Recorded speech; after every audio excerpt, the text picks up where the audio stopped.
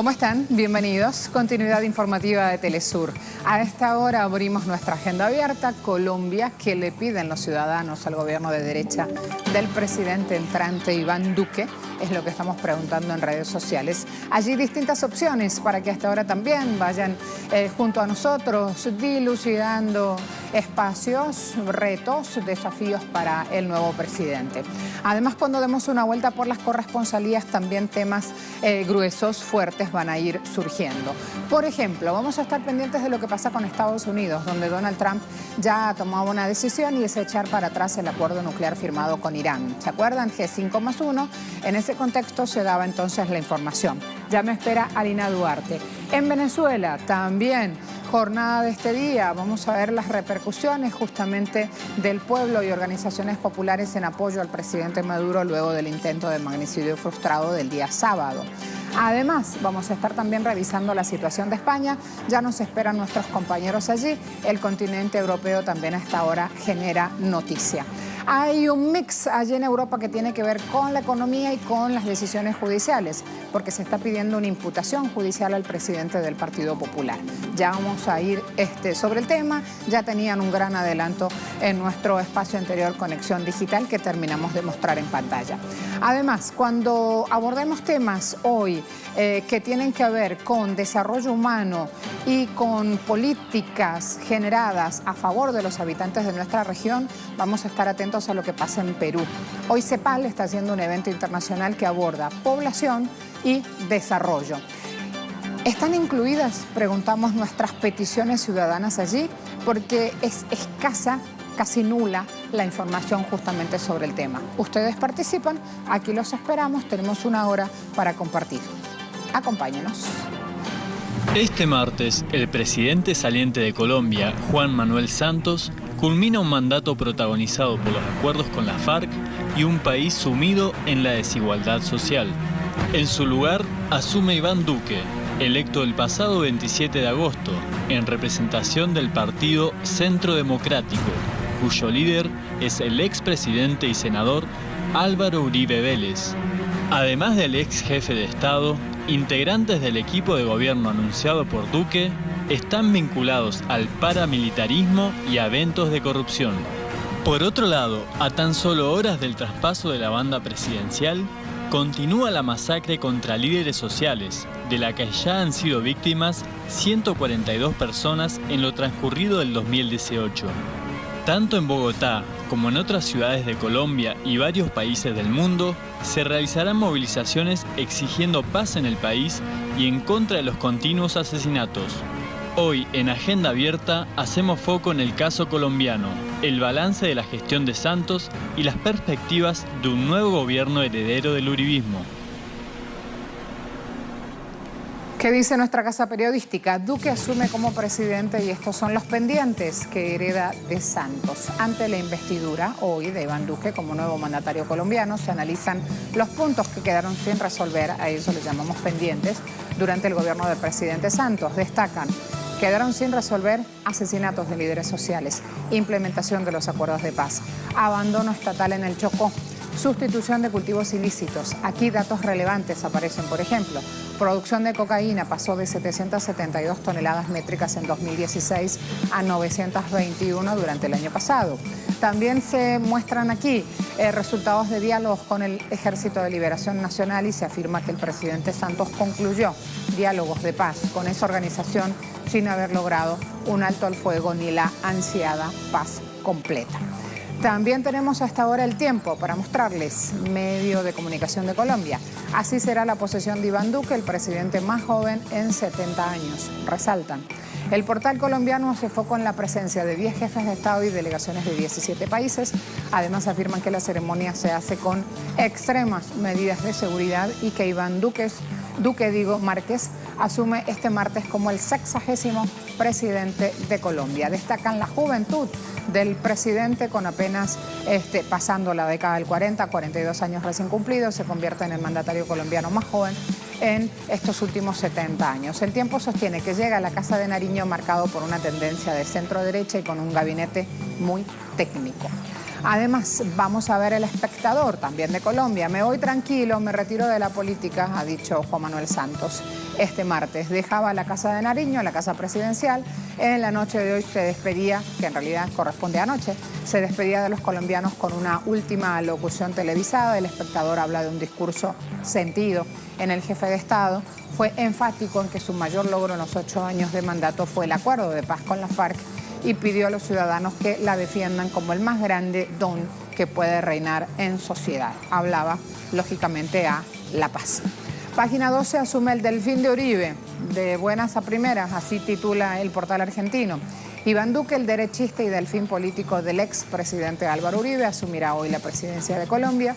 Desde la investigación penal que cayó sobre su mentor, pasando por la oposición en las calles y una paz que todavía no se concreta, hasta las tensiones con Venezuela, el ex senador de 42 años comenzará su mandato con viento en contra. Uno de los más férreos defensores del acuerdo es el senador y rival de Duque en las últimas elecciones, Gustavo Petro, quien prometió protestas públicas en rechazo al nuevo gobierno y en apoyo al acuerdo firmado con, en ese momento, FARC-EP. Fíjense aquí, vamos a quedarnos con más información desde este espacio, vamos a ponernos en contexto. ¿Cuál es uno de estos datos justamente más trágicos que está dejando la violencia en Colombia? El asesinato de líderes sociales. Cifras expresadas en el siguiente mapa, allí lo tienen. Durante este año fueron asesinados al menos 142 líderes.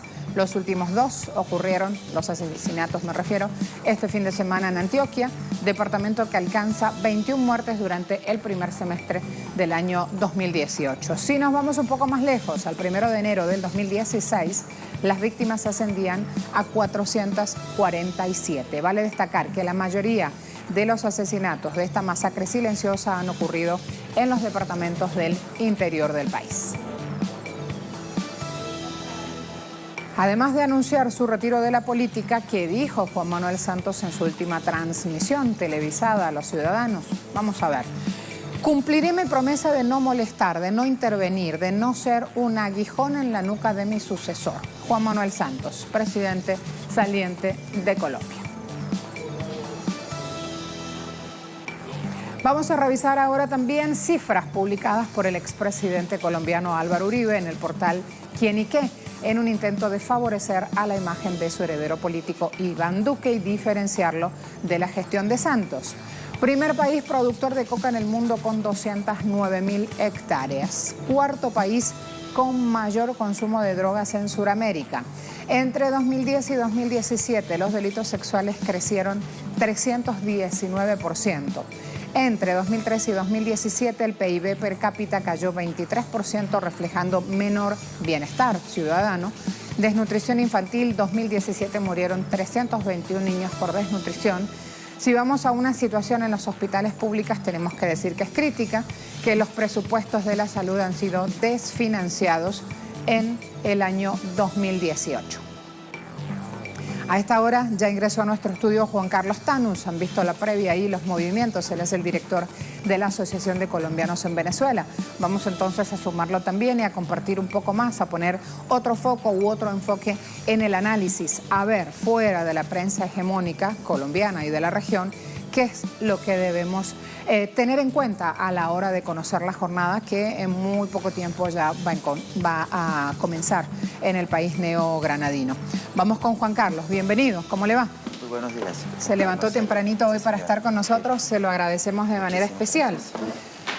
¿Por dónde empezamos? ¿Cómo recibe Duque esta presidencia de Colombia? Bueno, Marcela, no es un país fácil para recibir, pero es el quinto mandato del expresidente Álvaro Uribe, el quinto gobierno de la era del uribismo, y eso es sumamente fácil para entender lo que va a ocurrir a partir de hoy en Colombia. Decimos esto porque... ¿Por qué es sumamente fácil? Bueno, porque el modelo impuesto desde el año 2002 se va a repetir con las matizaciones que puede incluso tener cada cuatrenio o incluso las matizaciones que puede presentarse a partir de algunas políticas que se diseñan en la estructura de la política local en el Congreso y con la diferencia de grupos regionales que hacen parte del gran bloque uribista, que aunque no mayoritario en el Congreso, va a tener una hegemonía en la dirección de orden económico, política, social y cultural colombiana a partir de hoy. Digamos, con todos esos elementos hay que hacer el señalamiento que no está fácil gobernar un país en las circunstancias en que se recibe después del cuarto periodo de gobierno del expresidente Álvaro Uribe en cabeza de Juan Manuel Santos, con las cifras que usted ha señalado, con las cifras que dan los investigadores en Colombia. No va a ser fácil el tema económico con los agravantes de narcotráfico, minería ilegal e incluso un componente sumamente importante deteriorado en el periodo de gobierno de Juan Manuel Santos, como el tema de las remesas. Con esos tres elementos de inyección económica al proceso regional colombiano va a ser sumamente delicado tratar de sostener un diseño económico como el que trae este periodo de gobierno del expresidente Álvaro Uribe en cabeza de Duque. Decimos esto además porque el gobierno del presidente Duque va a servir ¿a quiénes? Al grupo hegemónico en el poder, va a sostener de manera constitucional todos los acuerdos económicos establecidos en los 4 periodos anteriores. No le va a ser difícil a las transnacionales seguir imponiendo el criterio de empobrecimiento de la población colombiana a partir de los grandes negociados con el gobierno o con un gobierno como el del presidente Duque. Entonces ahí está la facilidad con la cual van a poder articular. Desafortunadamente para las grandes mayorías se convierten hoy en una mayoría que no va a tener un mínimo de privilegios porque si quieren sostener el status quo que mantiene la oligarquía colombiana, van a tener que pensar en una nueva reforma tributaria, van a tener que seguir imponiendo incluso violando la Corte Constitucional, el no tener que pagar, el no pagarle la indemnización vía administrativa a la población colombiana que está alrededor de los 40 billones de pesos colombianos. Estos son elementos con los cuales hoy asume el gobierno del presidente Duque. Lo que estamos viendo es, sí, quien asume la mentoría política y luego la ejecución del programa de gobierno es el expresidente Uribe. ¿Qué tanto podrá hacer o por qué los medios de comunicación en este momento están haciendo foco en conocer los integrantes del gabinete que va a trabajar con Duque?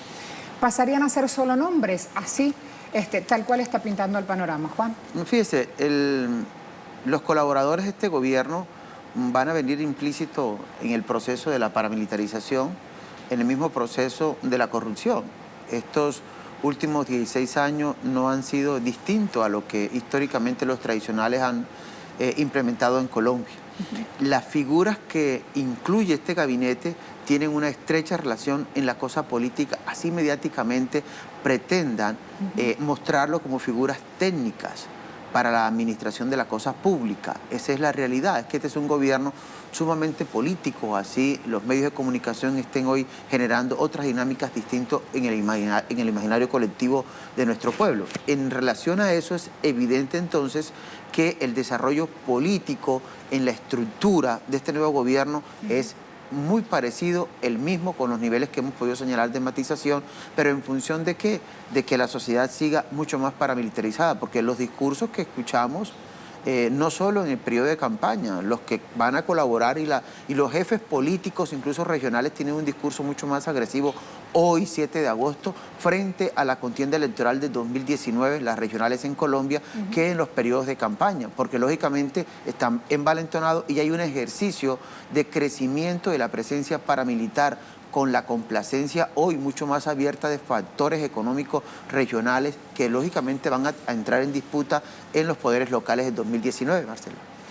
Canon neoliberal, con un componente arriba de militarismo y con otro componente que es bajar el tamaño del Estado, pero sosteniendo a las fuerzas militares igual presupuesto, creo que es un cóctel que nos anticipa ya cómo viene la situación a lo interno en Colombia.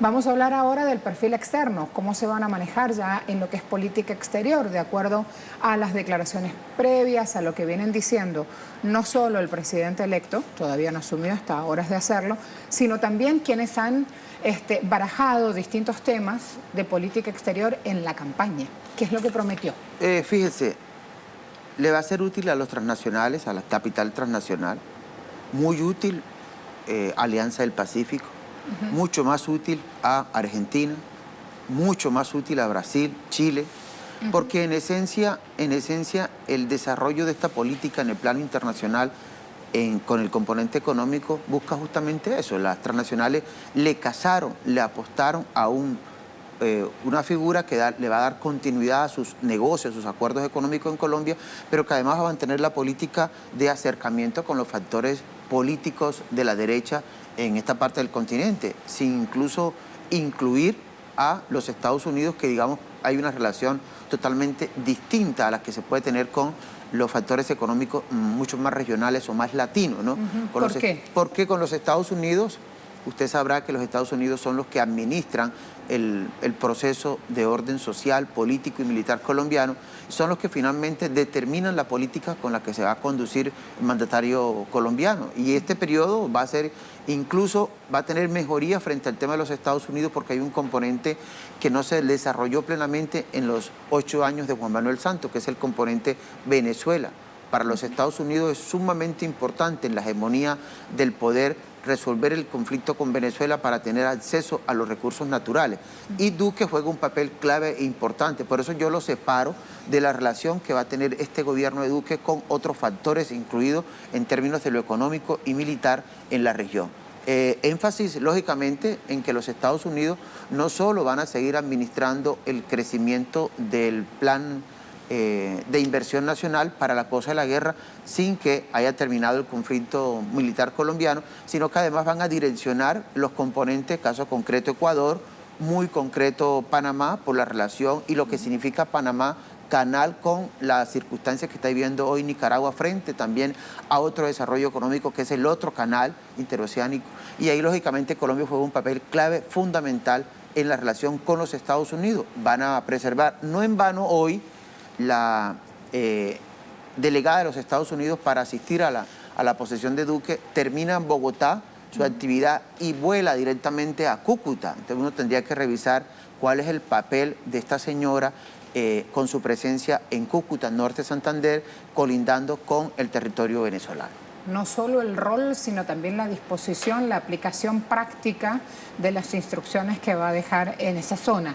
Hablemos de eso y hablemos del componente Venezuela. Ampliemos sobre eso la información porque es un capítulo vital justamente para conocer. Bueno, recordemos que esos 2.219 kilómetros de frontera entre Colombia y Venezuela son álgidos. Allí hemos señalado históricamente que hay una ausencia de políticas de orden económico y que finalmente hay un embrión que se desarrolló a partir de los 90, que es la presencia del paramilitarismo, que frente al crecimiento de una región como Norte Santander, de los sembradíos de hoja de coca, que es un factor importante en la economía colombiana, lógicamente los factores políticos intentan dominar y hoy mantienen ese dominio tanto en lo económico, en lo político, económico, como en lo social y cultural de esta región. Entonces, esa zona es sumamente importante, razón por la cual hay un dominio de un componente paramilitar en la zona que tiene una alianza permanente con los factores políticos. Y allí creo que Duque va a darle continuidad al libreto en relación al tema Venezuela. Creo además que Duque va a intentar seguir consiguiendo recursos con la consigna de la situación crítica en Venezuela, de la crisis, supuesta crisis humanitaria, y Duque va a intentar incluso materializar ya los apoyos que se han anunciado desde la Unión Europea, los últimos recursos entregados por los Estados Unidos para esta zona del país, para esta región, y de a eso le va a sumar el otro componente que es el tema militar. Duque va a seguir creciendo en presencia militar en departamentos como Norte Santander, va incluso a reforzar la estructura de la Brigada 30 que tiene asiento en Cúcuta. De hecho, la dirección o la comandancia, el comandante de la Brigada 30 del Ejército en Cúcuta viene de ser agregado militar de Colombia en la Embajada de los Estados Unidos en Washington. De igual manera está ocurriendo con el Departamento de La Guajira, donde la 10ª blindada también tiene un ejercicio de orden militar que representa los intereses de las transnacionales que tienen asiento en este departamento. Es decir, el eje fronterizo entre Colombia y Venezuela a partir de hoy toma otra connotación, pero en el mismo señalamiento que hemos hecho en relación a qué, es para Duque y para los Estados Unidos sumamente importante el debilitamiento del gobierno venezolano. Van a seguir jugando, van a seguir apostando, además porque el otro factor al que no le va a apostar el gobierno del presidente Duque en relación a la frontera es que no va a invertir recursos para que se pueda superar el drama del narcotráfico, el drama de la gasolina de contrabando y el contrabando de productos básicos que desde Venezuela aún siguen llegando con destino al territorio colombiano. Ya sigo sobre ese punto. Quiero a esta hora mostrarles un tuit. Buen día, Marcela. David Contreras, red social Twitter. Creo que los colombianos tienen un gobierno, me escribe, esto tiene pocos minutos, creo que los colombianos, retomo, tienen un gobierno que, como diría Walter Martínez, santanderista, y eso implica un gobierno traidor, cobarde, arrastrado, y lo que plante el pueblo no le va a cumplir. Fíjese la percepción ya desde este lado de Venezuela y cómo justamente también acá en el país está entre los grandes temas de Twitter, lo que se llaman tendencias, TT, también está esta posesión presidencial Colombia 2018.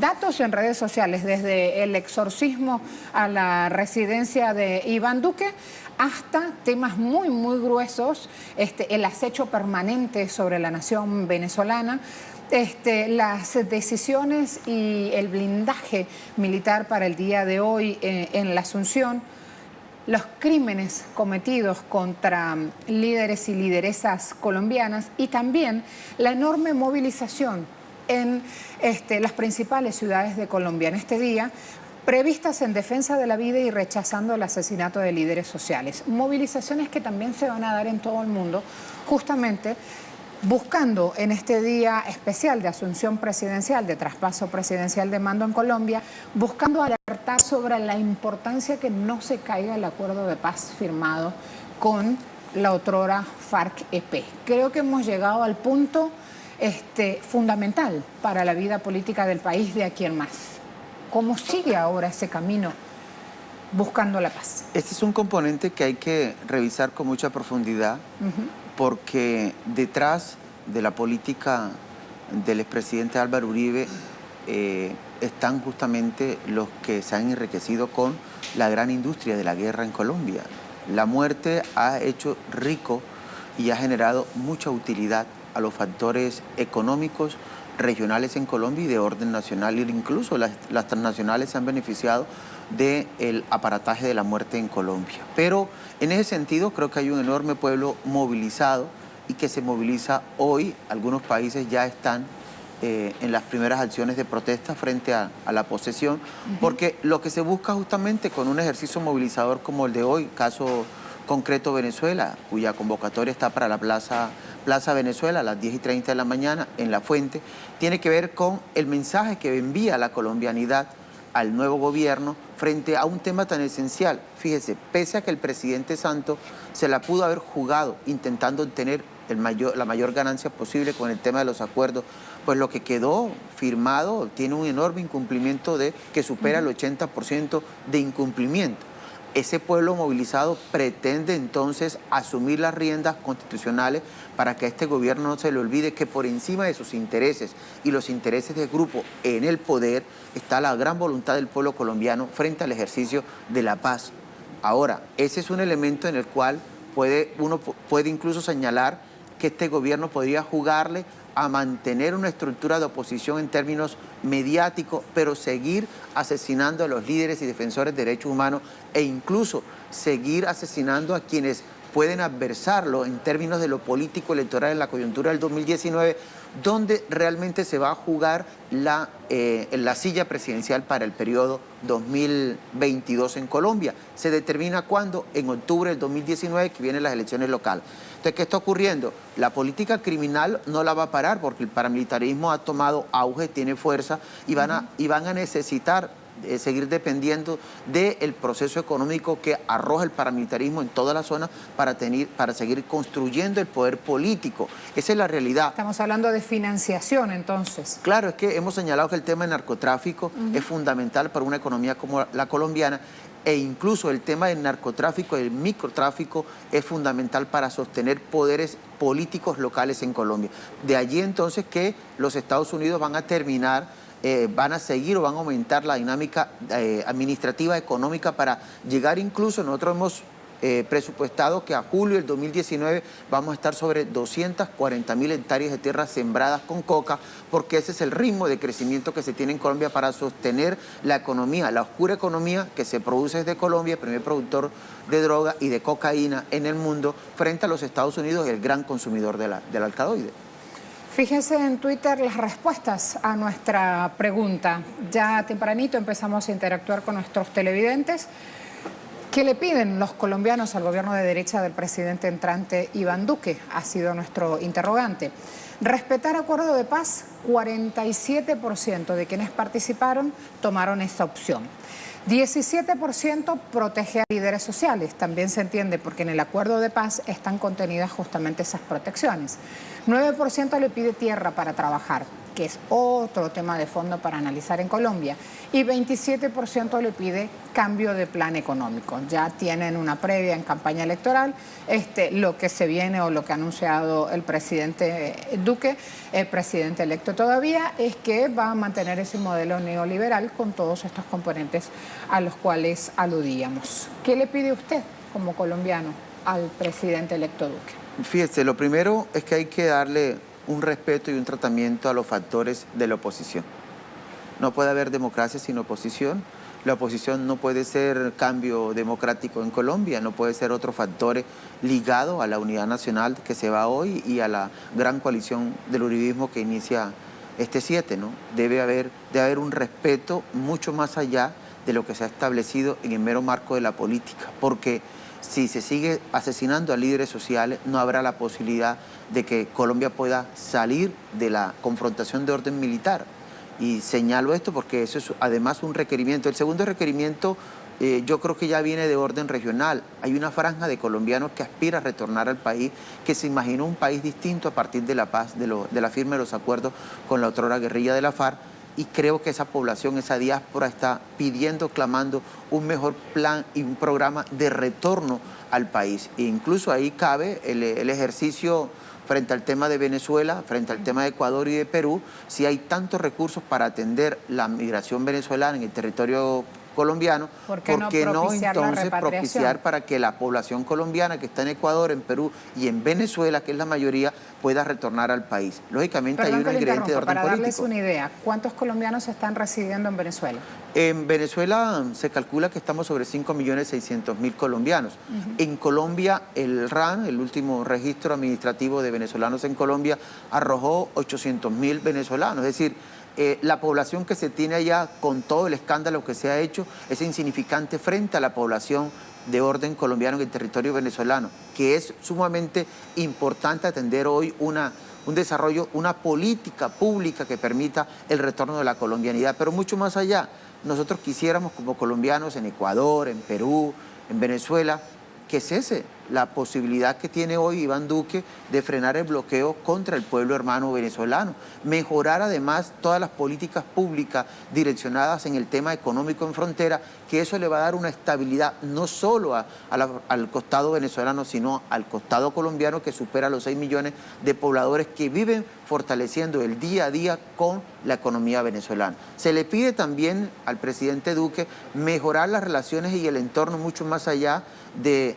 que Colombia salga hoy a exportar paramilitarismo, salga a exportar narcotráfico, salga a exportar incluso todo ese antivalor de la sociedad colombiana que se construyó en los últimos 50 años, superar con los vecinos la posibilidad de que ideológicamente seamos diferentes, pero en el campo de lo humano, en el campo de lo personal, la vivencia día a día en el corredor fronterizo debe superar el mero marco de la política económica, e incluso que tienen grupos que pueden estar hoy explotando el subsuelo colombiano y que pueden beneficiar a factores económicos como los 2.219 kilómetros que hay con Venezuela, la frontera con Ecuador y, ¿por qué no la frontera con Perú? Que aunque es selvática, también hay población campesina que va con destino a Perú porque las condiciones de superación del conflicto colombiano, como no hay reforma agraria rural integral, aún no es evidente. Gracias, Juan Carlos. Con mucho gusto.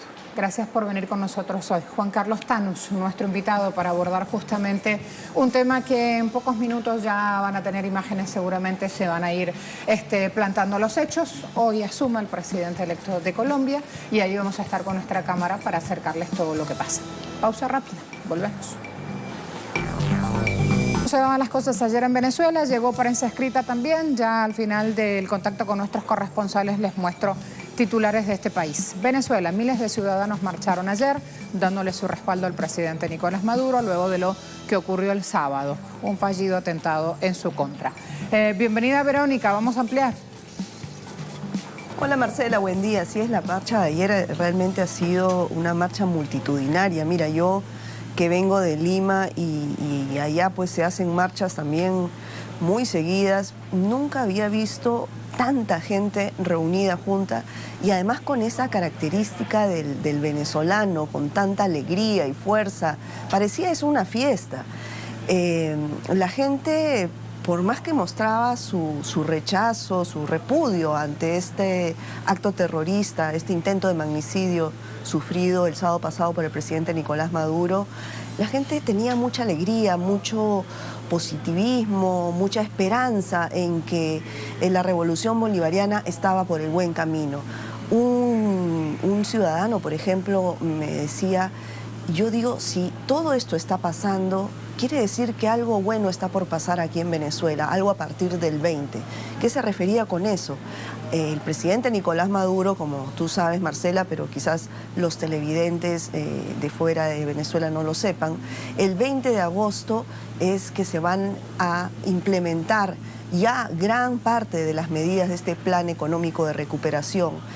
Ya se aprobó, ya se normó en la Gaceta Oficial el tipo de cambio flexible para cualquier persona natural o jurídica que quiera venir a invertir en moneda extranjera al país. No va a haber ningún tipo de control sobre esto. Y bueno, Diosdado Cabello en ese sentido el sábado, en el marco del aniversario de la Asamblea Constituyente, nos comentaba en una entrevista que ahora el Estado ya no iba a dar más dólares al empresario para que venga a invertir, que cada empresario venga con sus dólares, los cambie en la casa de cambio que habrán pues por todo el país sin ningún problema, y que los dólares del Estado se iban a invertir ya no en estos empresarios, porque les había ido muy mal anteriormente con todos estos empresarios corruptos que se llevaban el dinero, no importaban lo que decían que importaban, etcétera. Entonces, este dinero, los dólares venezolanos, ahora se van a invertir, según Diosdado Cabello, en programas sociales, en construcciones de infraestructura para la población, etcétera. Eso por un lado. Entonces, por otro lado, en el medio de todo este sentir positivo de la población tras escuchar las medidas económicas concretas, veníamos también del tema del censo del parque automotor para cortar con el contrabando generalizado que se ha desatado sobre todo en la frontera con Colombia y obviamente seguir con los subsidios para los transportistas, para los venezolanos, para el transporte público, mejorarlo, pero cortar esa gasolina prácticamente regalada que salía de Venezuela y se vendía pues a 50 veces su valor pasando la frontera. En este marco de situaciones es que ocurre este intento de magnicidio. Entonces, obviamente, toda la población ha salido indignada. Mira, nos hemos encontrado hasta con profesores que la semana pasada estaban en una protesta por solicitar aumento de salarios. Nos hemos encontrado con campesinos que también la semana pasada vinieron en una marcha de sacrificio acá y se reunieron finalmente con el presidente Maduro. Todos estaban en esta marcha y al unísono estaban alzando su voz en protesta, en rechazo a estos intentos desesperados de la derecha por tomar el control de Venezuela. Entonces, esa ha sido la expresión, el sentimiento que se ha visto ayer en la calle. Marcela, adelante. Gracias, Verónica. Cortito, rapidito. Vente mi Colmes, camarógrafo. La derecha traspasó la raya. Justicia para que haya paz. Lo pidió Diosdado Cabello, presidente de la Asamblea Nacional Constituyente, entre los tantos pronunciamientos del día de ayer. Colme, voy deslizando despacito. Allí la imagen.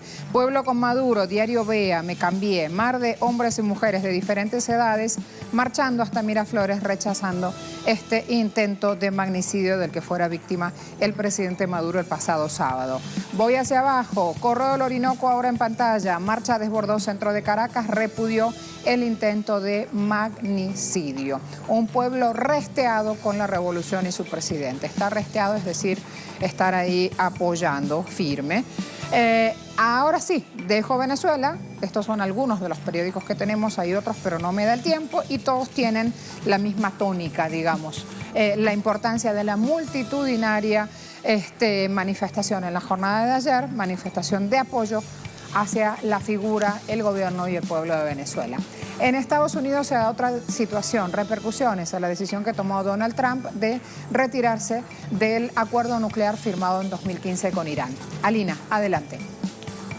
Hola, ¿qué tal? Muy buenos días. Así es, este lunes el presidente Donald Trump anunció que el día de hoy, 7 de agosto, a primera hora, entrarían en vigor las sanciones contra el sector automotriz de Irán, su comercio de oro y metales preciosos, entre otros. El resto de las medidas relacionadas con la actividad nuclear entrarían en efecto el próximo 5 de noviembre. Dentro de las primeras reacciones, este lunes la Unión Europea dijo que ante esta decisión del mandatario estadounidense bloquearía las sanciones para proteger a las empresas europeas que hacen negocios legítimos con Irán. Es decir, no entrarían en estas medidas tomadas por Washington, a pesar incluso de la insistencia de Donald Trump de realizarlas. Por su parte, el mandatario iraní dijo que no le veía sentido a las negociaciones con su homólogo estadounidense tras la reimposición de estas medidas económicas, además de declarar que Estados Unidos se arrepentirá de imponer estas medidas. Y recordemos que a pesar de haber sido Donald Trump quien decidiera retirarse del acuerdo nuclear que habría tomado más de 2 años su negociación durante la administración de Barack Obama y que decidiera también unilateralmente reimponer estas sanciones, el día de ayer la Casa Blanca, a través de un comunicado, dijo que Donald Trump está abierto a alcanzar un acuerdo más amplio que abarque las actividades malignas del régimen, incluido su programa de desarrollo balístico, señalando así a la nación persa de alguna manera. Muchas gracias, Alina. Me voy con Edu Marín, España. Pablo Casado, hoy es la noticia. ¿Por qué? Saludos desde Madrid. Una vez más, el futuro del Partido Popular depende de las decisiones judiciales, y es que el Tribunal Supremo podría imputar a Pablo Casado en el caso de su máster, el máster de la Universidad Rey Juan Carlos, que obtuvo supuestamente, según dice la jueza que investiga el caso, de manera fraudulenta. Dice la jueza que fue regalado ese máster a Pablo Casado, pero como no es competente esa jueza para juzgar a Pablo Casado, ya que está aforado, ya que está protegido por la justicia, ha elevado la investigación al Tribunal Supremo, que sí es competente para poder imputar a Pablo Casado. La jueza ve indicios de delito, la jueza que está investigando el caso, ve indicios de delito en esa obtención del máster, y por eso eleva el caso al Tribunal Supremo, que si confirma esos indicios de delito podría imputar a Pablo Casado, y veríamos entonces la reacción del Partido Popular de tener un nuevo presidente también imputado por la justicia. Una vez más, un nuevo caso de corrupción colmaría la cúpula del Partido Popular, como ya lo hizo en anteriores ocasiones. Veremos entonces cuál es la decisión del Tribunal Supremo y cuál sería la respuesta del Partido Popular. Gracias, compañeros. Me espera también ya en el ámbito deportivo nuestro especialista. Vénganse los buenos. Y ahí entra él, Don Yuki. Buen día. ¿Cómo estás, mi amor? Bien, Fernando Marcela, Núñez con nosotros. ¿Qué tal? Andamos cortitos de tiempo, así que le invito a desplegar nomás la alfombra roja y usted muestra lo que hasta ahora genera noticia en el ámbito. Está bien. Rápidamente, antes de hablar de la noticia importante, lo que nos apuntaba nuestro compañero Colmenares, el camarógrafo, ya venimos. Ajá. Bueno, pausa rápida, ahí volvemos. Sí, continuamos con los deportes. Hablamos de Salomón Rondón, que se mantendrá en la Premier League, pero esta vez con el uniforme del Newcastle United del técnico español Rafael Benítez. Este lunes el Newcastle United y el West Bromwich Albion llegaron al acuerdo para la cesión del delantero venezolano Salomón Rondón, mientras que Dwight Gale se unirá a las filas del recién descendido a la segunda división inglesa. Cabe destacar que Rondón acumula 24 goles en 3 temporadas y a sus 28 años afrontará un nuevo reto como el atacante referente del técnico español, quien en varias oportunidades pidió públicamente la contratación del venezolano.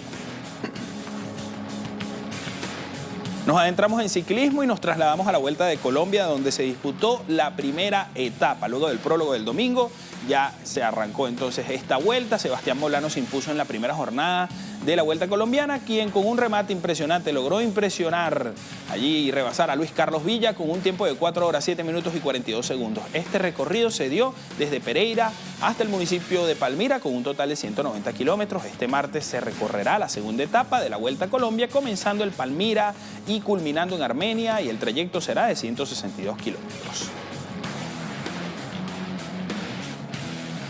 Y nos vamos al Mundial de Fútbol Femenino Sub-20 Francia 2018. Les contamos que la selección de Paraguay no pudo en su debut, cayó ante su similar de España. La representación europea se amparó en un triplete de Patricia Guijarro a los minutos 40, 64 y 96, más otro tanto de Claudia Pina a los 49 minutos, que derrotó así entonces 4-1 a la oncena sudamericana. El único gol de Paraguay llegó de la mano de Jessica Martínez al 62. Con este triunfo, España se situó líder del Grupo C con 3 unidades en la primera jornada de un mundial que arrancó este domingo. Y en el resto de compromisos, Alemania derrotó a Nigeria por la mínima y Estados Unidos cayó 1-0 ante Japón. Los partidos de hoy también los tenemos a continuación en esta agenda. Brasil ante Inglaterra estará disputando el encuentro en solo minutos, hora de Caracas, 7:30 de la mañana. Países Bajos también chocará ante Ghana, mientras que Corea del Sur se enfrentará a la delegación de México y Francia, la local, enfrentará a Nueva Zelanda.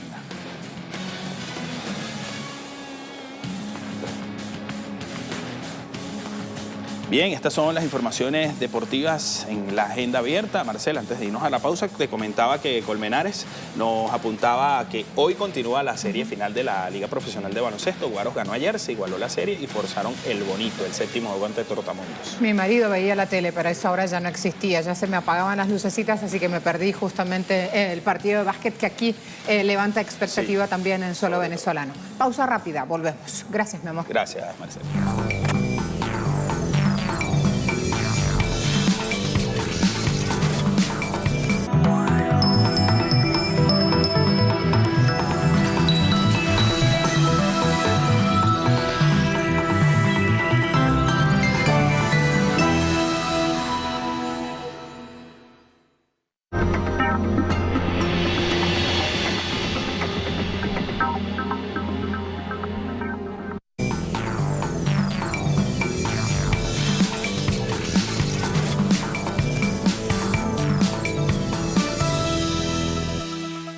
A partir de este 7 de agosto se estará celebrando la tercera reunión de la Conferencia Regional sobre Población y Desarrollo de América Latina y el Caribe, la cual tendrá lugar en la ciudad de Lima, Perú. Según autoridades del país anfitrión, este evento es de suma importancia porque se darán a conocer medidas para promover el bienestar humano en el contexto de desarrollo sostenible con igualdad y respeto de los derechos humanos. Si bien prometen abordar en agenda las áreas de infancia, salud sexual y reproductiva, igualdad de género, migración, desigualdad territorial, pueblos indígenas y afrodescendientes, entre otros temas, poca o nula información existe en las comunidades de nuestra región acerca del evento y cómo participar en él.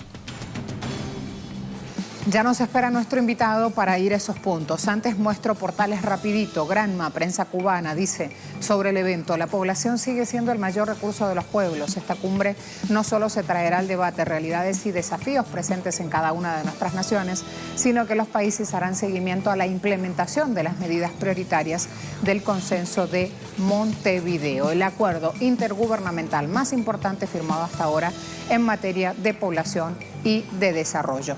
Avanzo al siguiente portal. Vamos a ver. Andina, mañana por hoy se inaugura reunión de conferencia regional sobre población y desarrollo. Se abordarán avances y desafíos de los países en temas de integración, desarrollo sostenible, áreas de infancia, adolescencia, juventud, envejecimiento, salud sexual y reproductiva igualdad de género, migración, desigualdad territorial, pueblos indígenas y afrodescendientes. Sumo además también CODAJIC, que es una organización, tercera reunión de la Conferencia Regional sobre Población y Desarrollo de América Latina y Caribe del 7 al 9 de agosto. Se espera la participación de todos los países miembros de la organización CEPAL, así como del Sistema de Naciones Unidas y de la sociedad civil. Allí tienen entonces un buen paneo por los hechos. A esta hora voy a mostrarles también otros datos. Miren esto, ¿de qué hablamos? CEPAL, con la invitación, que es una organización dependiente de Naciones Unidas que está contando en red social Twitter, ayer a última hora, el presidente de Perú, Martín Vizcarra, inaugura este martes 7 de agosto en Lima la tercera reunión de la Conferencia Regional sobre Población y Desarrollo de América Latina. Voy a otro punto también aquí, así, en imagen gráfica, programa de trabajo. En esta página que vamos a tener, por si quieren chequearlo, lo están siguiendo desde sus pueblos. No hay mucha información. Si van avanzando aquí, nosotros lo vamos a hacer rápido como para ir mostrándoles el sitio. CEPAL tiene todo el programa y cómo van a hacer para registrarse, cómo van a hacer para participar online de estas actividades durante la cumbre, que va del 7 al 9 de este mes. Allí lo tienen en el paso a paso. Luego, cuando vamos a abordar de qué hablan, qué están debatiendo ahí o qué es lo que van a debatir, porque arrancan poquitas horas. El Consenso de Montevideo es un documento aprobado por representantes de 38 países en agosto del año 2013. Mantiene sinergias con una agenda que está preparada a futuro, la Agenda 2030 de Desarrollo Sostenible, y con esto se buscan instrumentos internacionales. Ya han visto los aspectos tan importantes que van a hablar para justamente abordar y resolver temas que nos atañen a nosotros como ciudadanos. Luego, si sigo avanzando, van a ver también aquí algunos de los temas de este Consenso de Montevideo, esta agenda, esta acción intergubernamental que planea debatir sobre integración plena de la población y su dinámica, derechos, necesidades, responsabilidades, demandas de nuestros niños, adolescentes y jóvenes. Tomar medidas también o aplicarlas sobre envejecimiento, protección social y desafíos socioeconómicos. El acceso universal a los servicios de salud sexual y reproductiva, la igualdad de género, migración, tan importante que es en este momento geoeconómico global para hablar de la protección de nuestros derechos humanos y sobre todo de los migrantes. Voy entonces de inmediato a sumar el análisis con Martín Guerra, que es analista político y también escritor, y es miembro de una organización de izquierda socialista. Martín, bienvenido, ¿cómo le va? Buenos días, gran saludo para ustedes. Igualmente. Hemos visto que en la prensa internacional, no solo la regional, sino que lo pongo un poco más global todavía, hay muy poca información sobre el evento. Hay una cantidad de agendas y temas por llevar adelante y son muy importantes para nosotros como habitantes justamente de esta sociedad. ¿Por qué será que no hay mayor difusión? ¿Quién no nos incluye justamente en estos eventos? Sí, para comenzar, en nuestro país, que es el país sede, no ha habido en lo absoluto ningún tipo de información a la población en general, ningún tipo de sensibilización respecto a los temas importantísimos que se van a tocar en la agenda. Como sabemos, todo es en base al documento del Consenso de Montevideo, pero ya hay un documento previo que está colgado en las redes sobre el cual no se ha hecho ninguna propaganda del caso a las poblaciones, a las más vulnerables respecto a los temas que se van a tratar. Una de las excusas del gobierno podría ser la actual crisis que vive el Perú, ¿no? Que la presentan como una crisis del Poder Judicial, pero en realidad una crisis de política en todas las instancias. Pero yo creo que el interés está en que los pueblos no puedan participar. Probablemente yo no pueda tener ninguna prueba al respecto de esto, pero la gran pregunta es, entonces, ¿cómo un Estado, que es el Estado que huésped, como el Estado peruano, no ha realizado ningún proceso de sensibilización, teniendo los índices más interesantes en la región respecto, y digo interesantes en el aspecto negativo, respecto a lo que se va a tratar en esta reunión tan importante? Estamos hablando de población y de desarrollo, estamos hablando de una agenda a largo plazo y estamos hablando de miles de dólares que los gobiernos destinan para absolutamente toda la logística y el desarrollo de estos eventos. Por lo tanto, cuando aborden envejecimiento, cuando aborden derechos humanos, ¿cómo van a aparecer los reclamos ahí, por ejemplo, de un sostén pensional para un ciudadano que ya no está en condición activa en el mundo laboral? el documento previo que ellos están planteando para el debate hay 6 puntos fundamentales, de los cuales 4 me preocupan profundamente en relación a lo que muy bien señala, ¿no? Uno de los puntos es el tema de la elevada fecundidad de la adolescencia, que continúa profundizándose en toda la región, por ejemplo. Otro de los puntos importantes es la migración intrarregional. En todo el continente hay un gran índice de personas que se movilizan buscando posibilidades laborales, en todo el continente, en todos los países, en especial en el Perú, por ejemplo, que tiene en los últimos tiempos más de 1 millón de peruanos emigrados. Eso es algo que ellos deben conocer, ¿no? Porque solamente se hace hincapié casi siempre en la migración de Venezuela, por ejemplo, de venezolanos, pero no se señala que eso ocurre en todo el continente y por temas estructurales, ¿no? Otro de los puntos es el desarrollo de los pueblos indígenas y afrodescendientes en absoluta desigualdad.